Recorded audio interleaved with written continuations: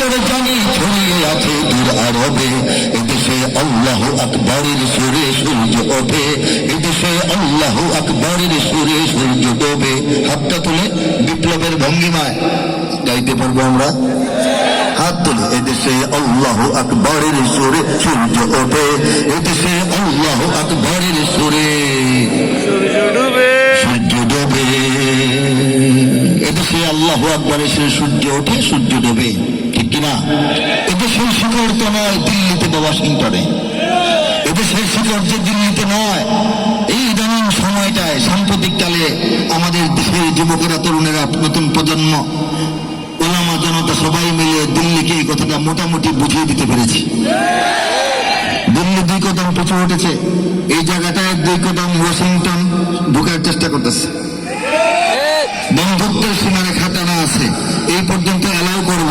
প্রভুত্বের সীমায় ঢুকতে চাইলে আমরা আরেকবার নাড়াচাড়া দেব। যদি বোঝাতে হয় ওয়াশিংটন যে ওই দেশটা তোমাদের জন্য নয়, আর এদেশের মানুষের শিকড় তোমাদের ওয়াশিংটনে নয়, এই কথা যদি বোঝানোর জন্য আরো সামান্য কিছু মেহনত করতে হয়, কারা কারা সেই মেহনতটা করার জন্য তৈরি আছে?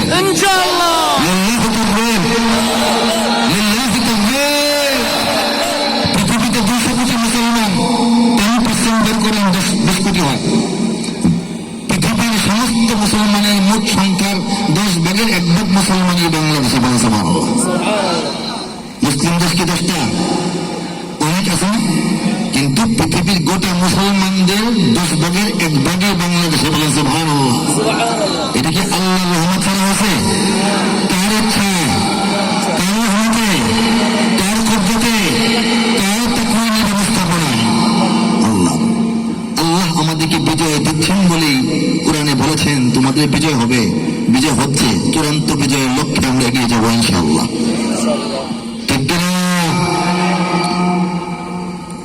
বাংলার ইতিহাসে যখন শত্রু আসে পালাবার পথ খুঁজে পায় না, বাংলার ইতিহাসে যখন শত্রু আসে পালাবার পথ খুঁজে পায় না।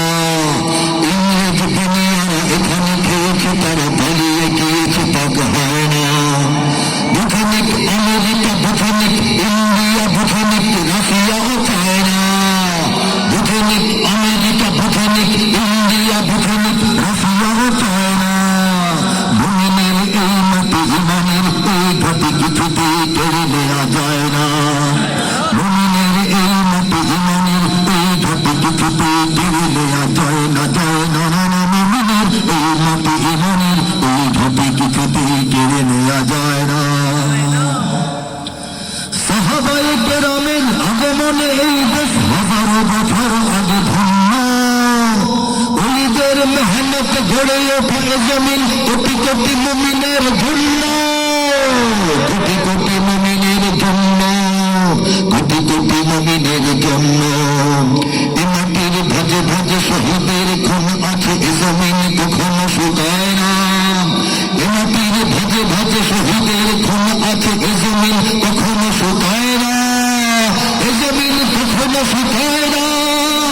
মুমিনের এই মাটি, ইমানের এই ঘাটি কিছুতেই কেড়ে নেওয়া যায় না, যায় না, না, না। মুমিনের এই মাটি, ইমানের এই ঘাটি কিছুতেই কেড়ে নেওয়া যায় না। কথা ঠিক কিনা বল? মুমিনের এই মাটি, ইমানের এই ঘাটি কিছুতেই কেড়ে নেওয়া যায় না। এই কথাটা সবাইকে যখন বোঝাতে পারবো, বিশ্বের সমস্ত পরাশক্তি, আধিপত্যবাদী শক্তি, সাম্রাজ্যবাদী শক্তিকে যখন আমরা ভালোভাবে বুঝিয়ে বিদায় করতে পারবো যে এখানে আসা লাভ নাই, ঠিক না? তখন আমরা নতুন একটা পতাকা ওড়াতে পারবো ইনশাআল্লাহ। সেই পতাকাটা হবে কালিমাতুত তাইয়্যিবা, লা ইলাহা ইল্লাল্লাহু মুহাম্মাদুর রাসূলুল্লাহ, ঘোষিত পতাকা। বলুন আল্লাহু আকবার। পৃথিবীর অনেক জায়গায় আছে, সাদা কাপড়ে কালোতে লেখা আছে, কালো কাপড়ে সাদাতে লেখা আছে, মধ্যপ্রাচ্যে সবুজ কাপড়ে সাদাতে লেখা আছে। আমরা মনে হয় যদি প্রয়োজন হয়, যদি ভালো লাগে, তাহলে সবুজ কাপড়ের উপর লাল কালিতে লিখে দেব।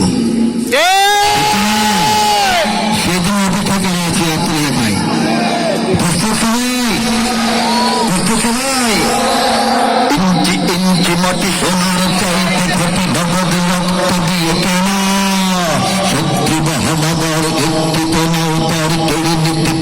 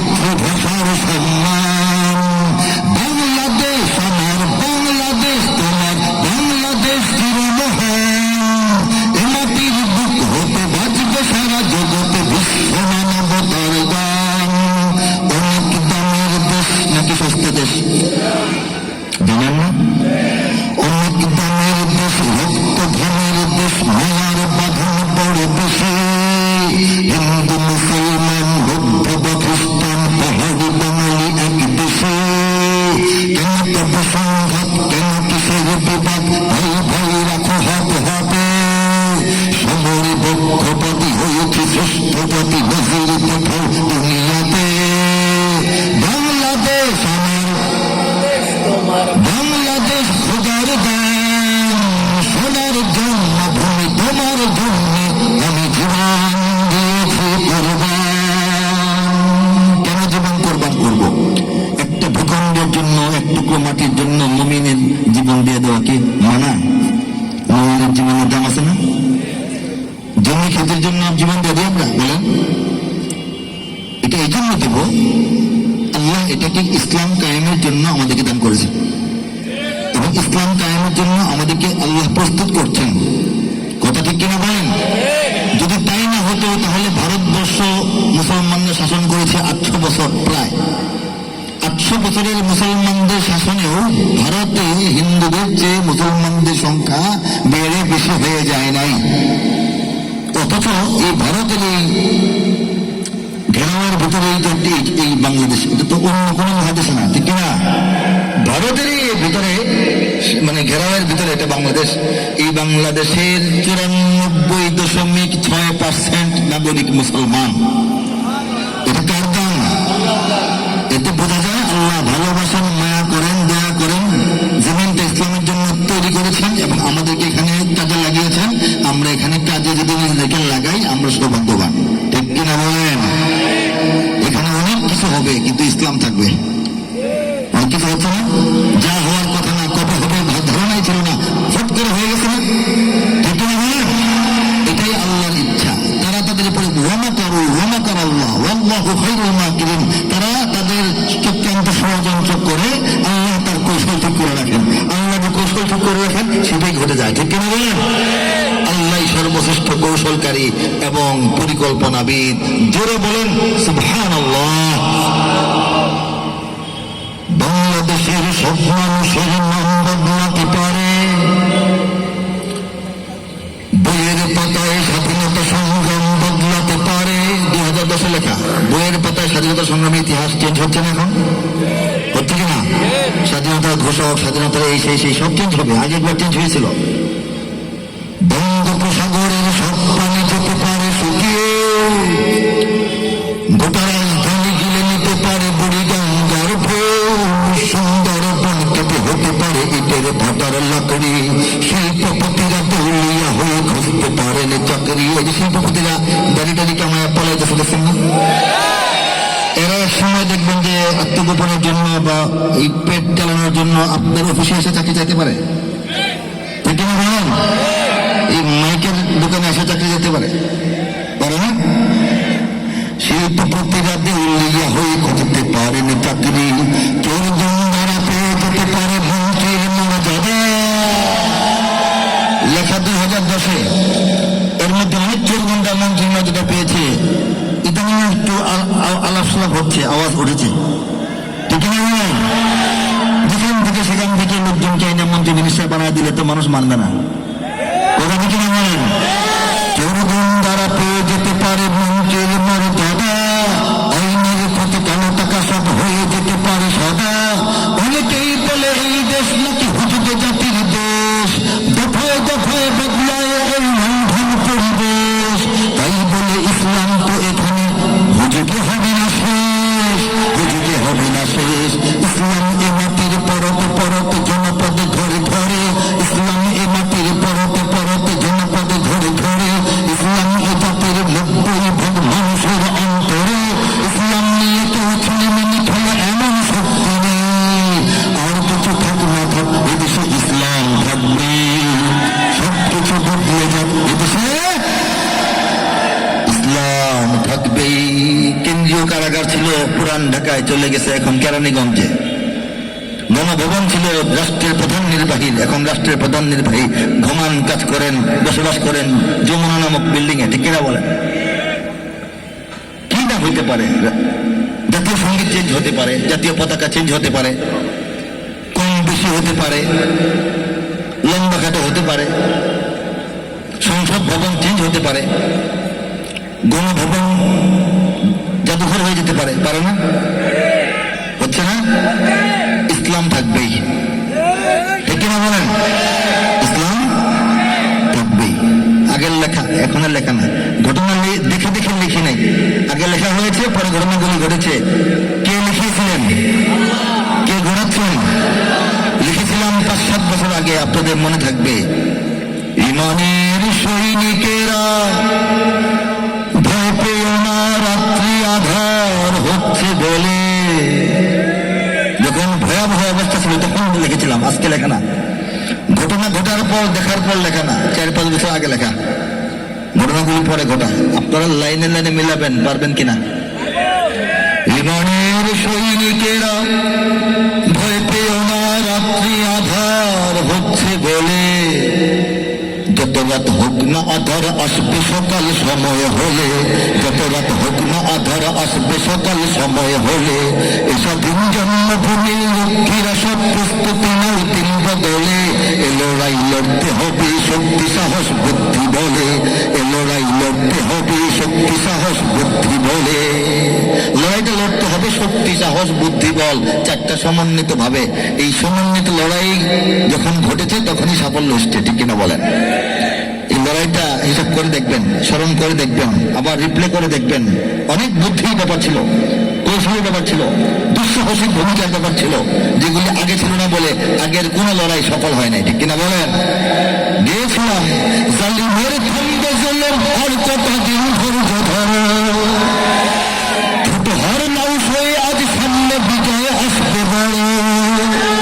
কত আর রাজপথে লাশ পড়বে, এবার লড়াই করো, কত আর রাজপথে লাশ পড়বে, এবার লড়াই করো। এ সময় পাল্টে যাবে, উল্টো বাতাস বইবে ঝড়ো। ঘটেছে কিনা বলেন? শহীদের রক্ত ধারায় এদেশের পাড়ায় পাড়ায়, জেলায় জেলায়, থানায় থানায় বলি নাই, একেবারে পাড়ায় পাড়ায় বলেছিলাম। শহীদের রক্ত ধারায় এদেশের পাড়ায় পাড়ায়, সময়ের এক ইশারায়, সময়ের এক ইশারায় লক্ষ আগুন উঠবে জ্বলে। ইমানের সৈনিকেরা ভয় পেও না, রাত্রি আধার হচ্ছে বলে। যত রাত হোক না আধার আসবে সকাল সময় হলে। সময়ের আগে কিছু হয় না, জোর জবরদস্তি করলে হয় না। ভেজা লাকড়ি চুলার মধ্যে ঠেললে তো লাভ নাই, এটা তো আগুন জ্বলবে না, শুকাইতে হবে। আল্লাহ রাব্বুল আলামিন বাংলাদেশের মুসলিমদেরকে সহ গোটা পৃথিবীর মুসলিম মুসলমানদের হৃদয়গুলিকে কষ্টে, দুঃখে, বেদনায়, যাতনায়, যন্ত্রণায় আল্লাহ লাকড়ির মতো শুকাচ্ছেন। বলেন সুবহানাল্লাহ।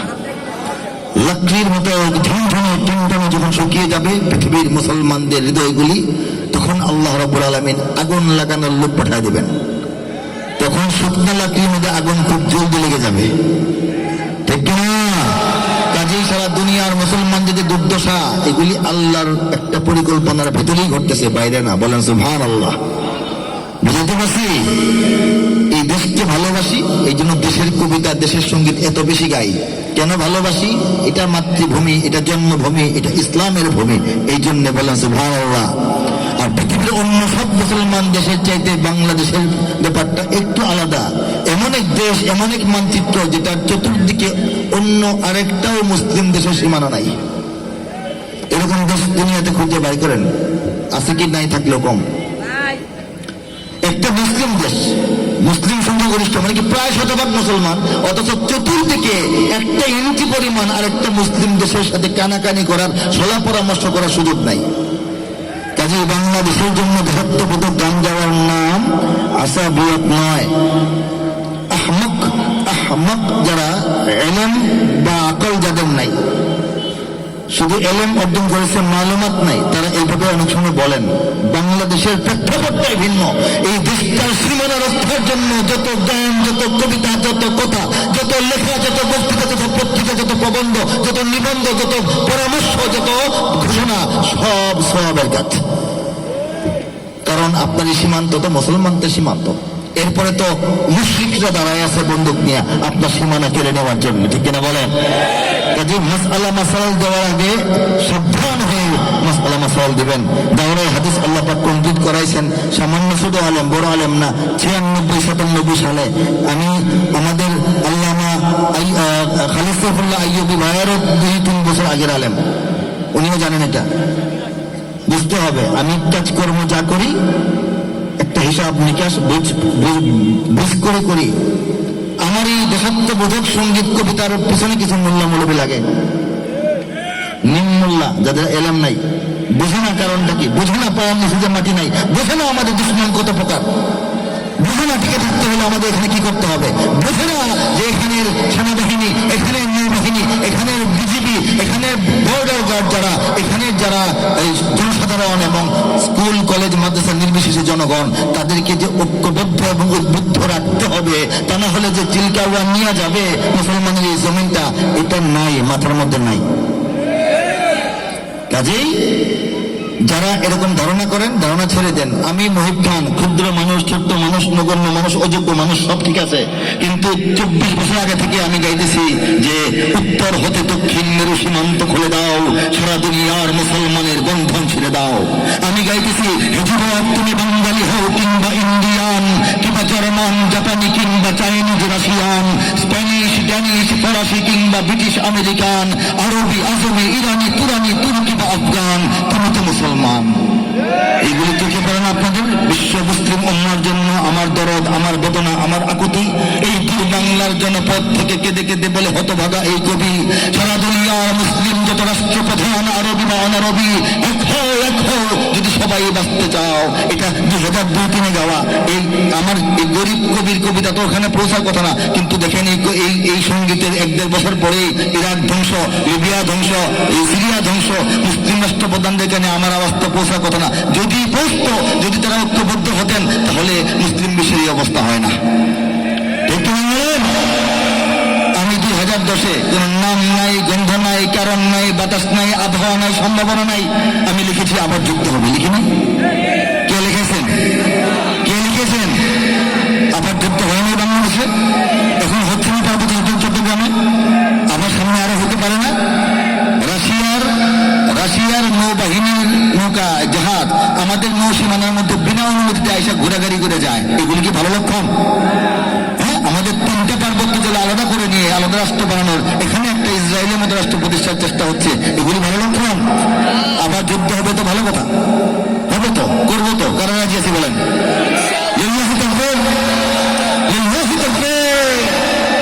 যুদ্ধের আগে আমি 2-3 মিনিট সময় নিচ্ছি আমার একটি গ্রন্থের সঙ্গে আপনাদের পরিচয় করে দেওয়ার জন্য। আমার লেখা গ্রন্থ মোটামুটি অনেক, সব গ্রন্থ নিয়ে আমি বেড়াই না, বেচার জন্য নিয়ে আসি না, এটা আমার সাথে যায় না। এই গ্রন্থটা ব্যতিক্রম, এটা আমার চাইতে অনেক মূল্যবান, এর জন্য নিয়ে আসি আপনাদের সঙ্গে পরিচয় করিয়ে দেওয়ার জন্য, জানার জন্য, বোঝার জন্য, মত বিনিময়ের জন্য। এটা হচ্ছে আল কোরআনের কাব্যানুবাদ, পরিপূর্ণ কোরআনের 114 সূরা, 6000-এর অধিক আয়াতের কবিতায় অনুবাদ। বলেন সুবহানাল্লাহ। কোরআন নাযিল হওয়ার পর থেকে আজ পর্যন্ত প্রায় 1500 বছরের ইতিহাস। এই 1500 বছরের ইতিহাসে পৃথিবীর অনেক দেশে, অনেক ভাষায় কোরআনের অনেক তর্জমা, অনেক তাফসীর হয়েছে বলি আলহামদুলিল্লাহ। কাব্যানুবাদ ব্যতিক্রম ব্যাপার, এটা বিরল ব্যাপার, কারণ এটা করা কঠিন, এটা জটিল, এটা ভয়াবহ একটা উদ্যোগ, রিস্কি ব্যাপার। কারণ এটা করতে গেলে কাব্যানুবাদ, যেহেতু কাব্যের মান, সাহিত্যের মান, ভাষার মান বজায় থাকতে হবে। আরবি থেকে বাংলায় রূপান্তর করার নাহু, সরফ, বালাগাত, ফাসাহাত খেয়াল রাখতে হবে। সাধারণ আরবি আর আল্লাহর কোরআনের আরবি একেবারে এক জিনিস নয়। আল্লাহর কালাম, আল্লাহর ভাষা, আল্লাহর বাণীর মহত্ব, গুরুত্ব, তাৎপর্য, এটার ব্যাপকতা, এটার গভীরতা, এটার আভিজাত্য, এটার সৌন্দর্য, এটার লালিত্য বজায় রাখতে হবে। তারপর শুরু থেকে শেষ পর্যন্ত কমপ্লিট করতে হবে, ধারাবাহিক হতে হবে, একদম আয়াত টু আয়াত তর্জমা হতে হবে, ভাবানুবাদ নয়, মূলানুবাদ হতে হবে। আরো অনেক বিষয় আছে, এইগুলি মাথায় নিয়ে এই কাজটা করার চিন্তা সাহস হয়তো দুনিয়াতে অনেকেই করেন নাই। আমার খুব সাহস, আমি করে ফেলছি, আমিও করি নাই। আমিও এই কাজটা করার কোনো ইচ্ছা, নিয়ত, আগ্রহ, স্বপ্ন, কল্পনা, পরিকল্পনা অথবা আল্লাহর কাছে দোয়া, আল্লাহ আমি এই কাজটা করতে চাই, সাহায্য করেন, আমার জীবনে এগুলি ঘটে নাই। একদিন মাগরিব নামাজ পড়তেছি, সূরা ফাতিহা তেলাওয়াত, সূরা ফাতিহার বাংলা ভাষায় কাব্যিক তর্জমা হৃদয়ের মধ্যে খেলতেছে। এর আগে জন্মের পর থেকে নামাজে দাঁড়ানোর আগে 1 সেকেন্ডও ভাবি নাই কখনো কোরআনের তর্জমা কাজটা আমি করব। ভাবলে মানুষ সাহস করে, ভাবলে মানুষ আল্লাহর কাছে দোয়াও করে না? আল্লাহ এরকম একটা চিন্তা করতেছি, আল্লাহ সাহায্য করেন, আমি দোয়াও করি নাই, কারণ আমি জানি না এটা আমি করবো।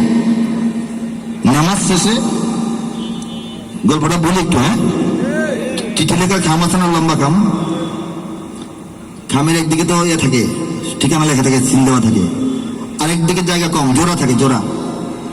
এটা খুললে ভিতরে একটা জায়গা বের হয় না? চিঠির খামটা ছিঁড়ে ফেললে ভিতরে একটু জায়গা বের হয় না? ওইটার মধ্যে একটা শিশুর কলম পাই নাই, টেবিলের উপরে পেন্সিল পাওয়া গেছে, এটা দিয়ে আমি সূরা ফাতিহার তরজমা এবং সূরা বাকারার প্রথম রুকু পর্যন্ত আল্লাহ পাক একদম এটা চলে আসছে, মনের মধ্যে লিখে দিচ্ছি, এটা স্টার্ট। এরপর মনে হলো এটা একটা ইশারা, এটা একটা সম্ভাবনা, এটা একটা রহমত, এটা একটা বরকত, এটা আল্লাহর সাহায্য, এটা একটা সাহস, আমি দেখি পারি কিনা। তখন থেকে আল্লাহর কাছে দোয়া করি, লিখতে লিখতে শেষ হয়েছে, সম্পূর্ণটা শেষ হয়েছে। এক পেশা শুনবেন আপনারা? أعوذ بالله من الشيطان الرجيم بسم الله الرحمن الرحيم বিতাড়িত শয়তান থেকে চাই আল্লাহর আশ্রয়, আল্লাহর নামে যিনি দয়াবান পরম করুণাময়।